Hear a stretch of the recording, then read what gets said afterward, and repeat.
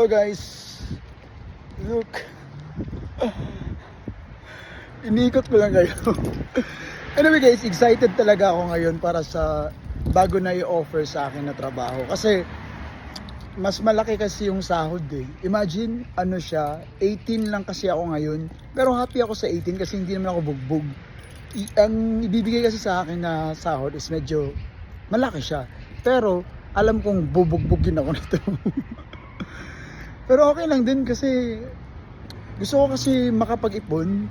Gusto ko na magkaroon din ako ng sapat na ipon kasi gusto ko magbakasyon. Dami kong pagawa. Kaya excited ako kasi mag-venture ako siya ng bagong ano eh. Actually naglilinis na siya ng mga bahay. Kumbaga marami na siyang, yung company ko, marami ng customers sa mga house cleanings. And then mag-venture siya ng carpet cleaning.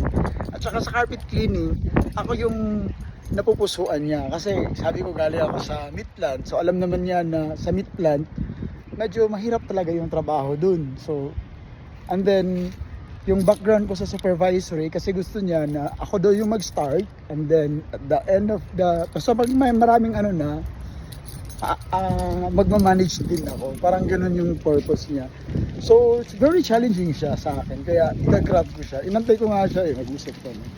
Bye-bye!